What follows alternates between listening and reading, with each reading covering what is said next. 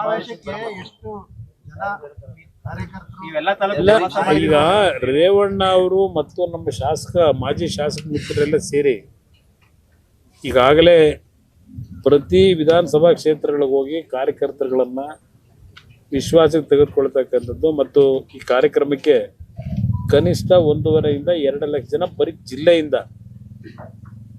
ಜಿಲ್ಲೆಯಿಂದ ಸೇರಿಸಬೇಕು ಅಂತಕ್ಕಂಥ ಒಂದು ಅವರ ಶ್ರಮ ಏನಿದೆ ಆ ಶ್ರಮದಲ್ಲಿ ಅವರು ಯಶಸ್ಸು ಕಾಣ್ತಾರೆ ಅಂತಕ್ಕಂಥ ನಮಗೆ ಕಾರ್ಯಕರ್ತರು ಯಶಸ್ಸನ್ನ ತಂದು ಕೊಡ್ತಾರೆ ಅನ್ನೋದು ನನ್ನ ಅಭಿಪ್ರಾಯ. ಇನ್ನೊಂದನ್ನ ಕೇಂದ್ರ ಸರ್ಕಾರದ್ದು 2 ಇಶ್ಯೂಸ್ನ ದೇವೇಗೌಡರು ಕೇಂದ್ರ ಸರ್ಕಾರದ ರೈಲ್ವೆ ಮಂತ್ರಿಗಳಿಗೆ ಒಂದು ಹಿಂದಿನ ದೇವೇಗೌಡರಿಂದ ಸರ್ವೆಗಾಗಿತ್ತು. ಚನ್ನರಾಯಪಟ್ಟಣ, ಹೊಳೆನರಸೀಪುರ, ಅರ್ಕಲ್ಗೂಡು, ಕುಶಾಲನಗರ ರೈಲ್ವೆ ಮಾರ್ಗ ಕೇಳಿದ್ದು. ಅದನ್ನ ರೈಲ್ವೆ ಮಾರ್ಗನ ಈ ವರ್ಷ ಬಡ್ಜೆಟಲ್ಲಿ ಸೇರಿಸಿ ಅಂತ ಲೆಟ್ರ್ ಬರೆದಿದ್ದೀವಿ. ಅದು ಲೇಟಾಗಿ ಬರೆದಿದ್ದೀವಿ. ಅದರಿಂದ ಪ್ರಯತ್ನ ಪಡ್ತಾ ಇದ್ದೀವಿ. ಇನ್ನೊಂದು ಕುಮಾರನವರಿದ್ದಲು ಚನ್ನರಾಯಪಟ್ಟಣ, ಹೊಳೆನರಸೀಪುರ, ಅರ್ಕಲ್ಗೂಡು ಅದನ್ನು 4 ಲೈನ್ ರಸ್ತೆ ಇಲ್ಲಿಂದ DPR 2019ರಲ್ಲಿ DPR ಎಲ್ಲ ಮಾಡಿ 1600 ಕೋಟಿಗೆ ಕಳಿಸಿ ಮಾಕುಟ ಇಂಟರ್ಸ್ಟೇಟ್ ಅದು ಪಾಪ ಅಲ್ಲ. ಅದನ್ನ ಅವ್ರು ಕೇಳಿದ್ರಲ್ಲಿ ಏನು ಅಂತ ಅದನ್ನ ಕೇಳ್ತಾ ಇದೀವಿ. 2 ಇಶ್ಯೂಸ್ನ ನಮಗೆ ಗೊತ್ತಾಯ್ತು ಸರ್. ಯಾಕೆಂದ್ರೆ ಏನ್ ಕೇಂದ್ರ ಸರ್ಕಾರದ ಏನ್ ಕೇಳ್ತಾ ಇದ್ರಿ ಅಂದಾಗ ಅದನ್ನ ನಿಮ್ ಗಮನಕ್ಕೆ ತರ್ತಾ ಇದ್ದೀವಿ. ನೋಡ್ರಿ, ಒಂದ್ ನಿಮಿಷ. ಸಮಾವೇಶದ್ದು 2.5 ವರ್ಷ ಆಯ್ತು ಈ ಸರ್ಕಾರ ಬಂದು. 2.5-3 ವರ್ಷ ಆಯ್ತಲ್ಲ.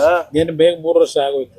ಮೇಗೆ ದೇವೇಗೌಡರು ಏನು ಸುಮ್ಮನೆ ಕೂತಿಲ್ಲ. ದೇವೇಗೌಡರು ಇವತ್ತು ಒಂದು ದಿನ ಪಾರ್ಲಿಮೆಂಟರಿ ರಾಜ್ಯಸಭೆ ತಪ್ಪಿಸ್ಕೊಳ್ದಲೆ ಈ 93ನೇ ವಯಸ್ಸಲ್ಲಿ ದಿನ ಹೋಗಿ ರಾಜ್ಯದ್ದು ಜಿಲ್ಲೆಯದು ಇಶ್ಯೂಸ್ಗಳನ್ನ, ರಾಷ್ಟ್ರದ ಇಶ್ಯೂಸ್ನ ಮಾತಾಡೋವಂಥ ಒಬ್ಬ ಏಕೈಕ ಮಾಜಿ ಪ್ರಧಾನಮಂತ್ರಿ ಇದ್ದರೆ ದೇವೇಗೌಡರು ಅಂತ ನಮ್ಮ ತಂದೆ ಅಂತ ಎಲ್ಲ ಭಾವಿಸ್ತೀನಿ.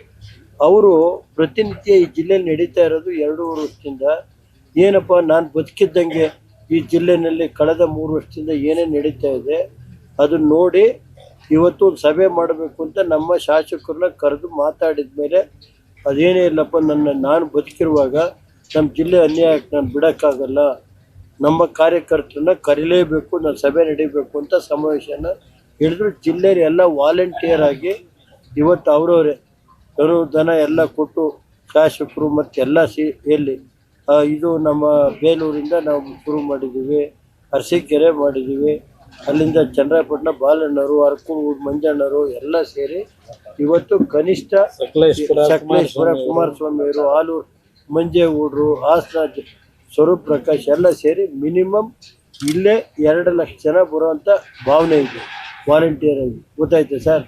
ಇವತ್ತು ಈ ಜಾಗ ಇದೈತಲ್ಲ ಸರ್, ಇದನ್ನು ಹಿಂದೆ ನಮ್ಮ ಸರ್ಕಾರ ಇದ್ದಾಲೆ ಈ ಜಾಗ ಐತಲ್ಲ 1040 ಎಕರೆ ಜಾಗನ ಬಡವರಿಗೆ ನಿವೇಶನ ಮಾಡೋಕ್ಕೆ 50-50ನಲ್ಲಿ ಕೊಡೋದಕ್ಕೆ ರೈತರಿಗೂ ತೊಂದರೆ ಆಗಬಾರ್ದು ಅಂತ ಕುಮಾರಣ್ಣರೇ ಮಾಡಿಕೊಟ್ರು.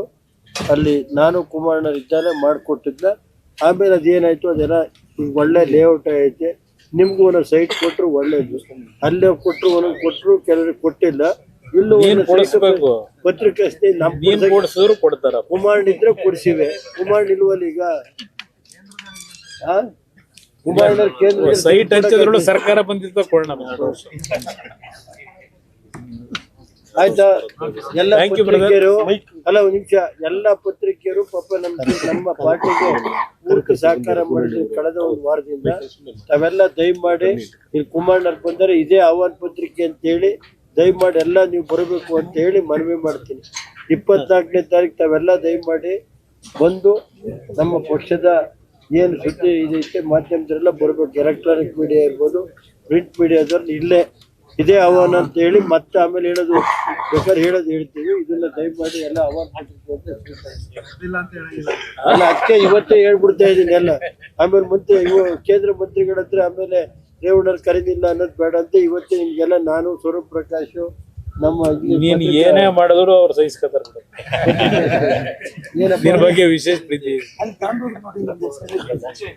ನಿರ್ಭೀತ, ನಿಷ್ಪಕ್ಷಪಾತ, ವಿಶ್ವಾಸಾರ್ಹ ಸುದ್ದಿಗಳಿಗೆ ಮತ್ತೊಂದು ಹೆಸರಾಗಿರೋ ನ್ಯೂಸ್ 18 ಕನ್ನಡ ಈಗ ಆಪ್ನಲ್ಲೂ ಲಭ್ಯ ಇದೆ.